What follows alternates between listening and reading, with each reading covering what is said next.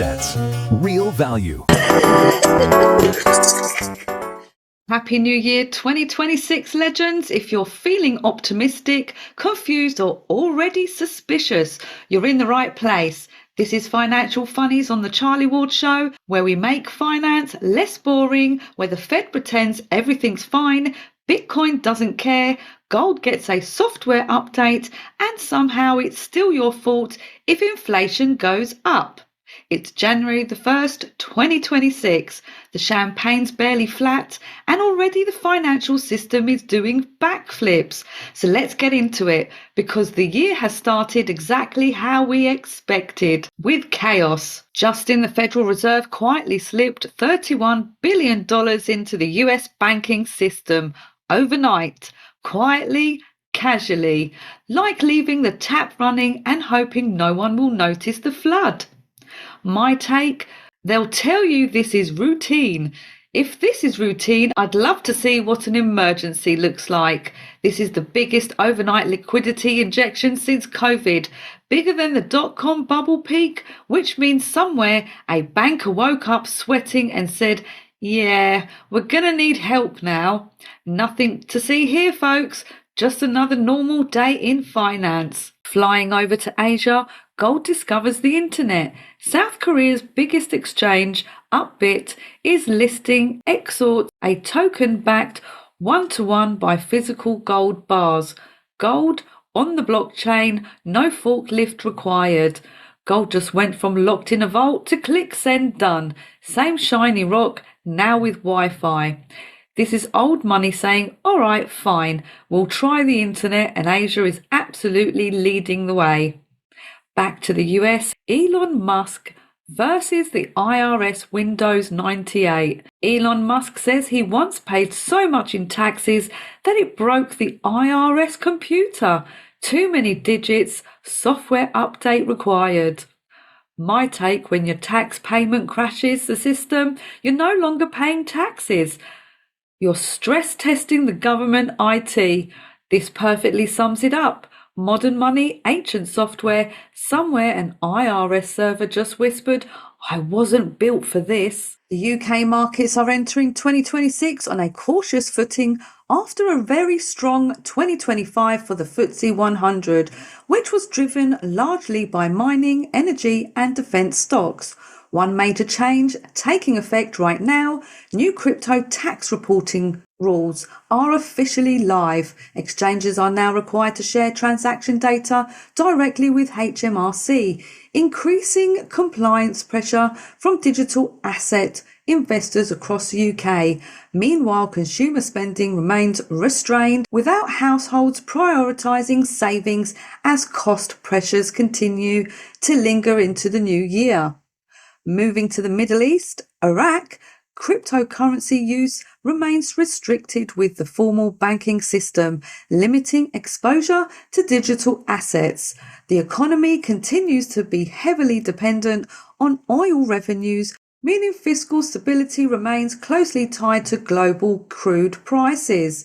There are no major monetary or banking reforms being introduced at the start of 2026, keeping the financial landscape largely unchanged. Not ready for an RV, guys. Flying over to Africa, Zimbabwe remains firmly focused on a gold-backed monetary strategies as a way to stabilise its financial system. Gold continues to play a central role in reserves and trade, particularly as confidence in traditional fiat alternatives remains unlimited.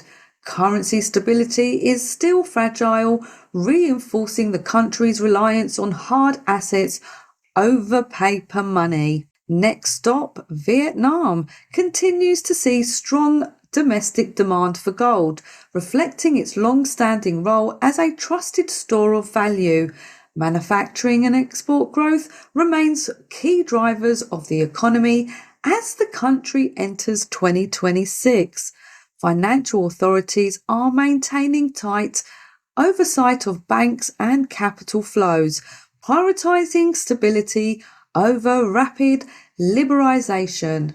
Now to the markets, gold and silver. Gold remains well supported as investors continue to hedge against expectations of monetary easing and broader uncertainty.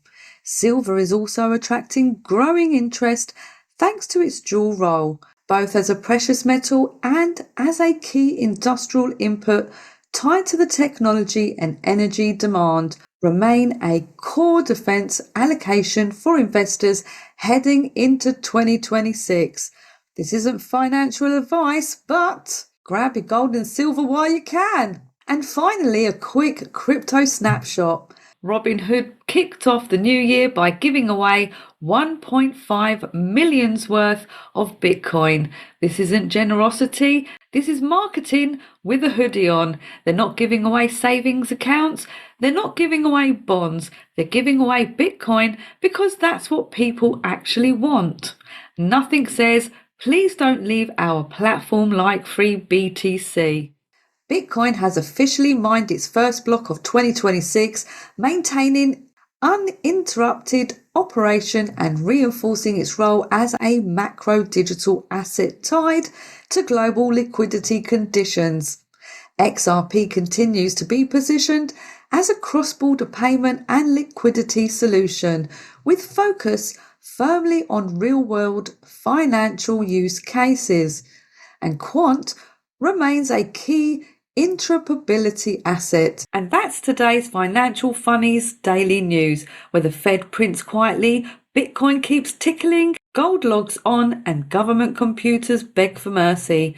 Don't forget to join Charlie and myself every day right here on the Charlie Ward Show for your daily news. And if you want to go even deeper, ask questions live and talk about the stuff we definitely can't say on social media, make sure you join us on the Insiders Club, live and interactive, every Saturday at 3 p.m. GMT, Wednesday at 6 p.m. GMT. We're joined by special guests every week discussing the things that mysteriously trigger community guidelines. So stay curious, stay laughing, and stay one step ahead of the narrative.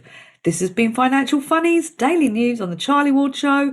Same time next time. Until then, keep your assets smart, your passwords strong, and your sense of humour fully hedged. Happy New Year 2026. For now, bye-bye.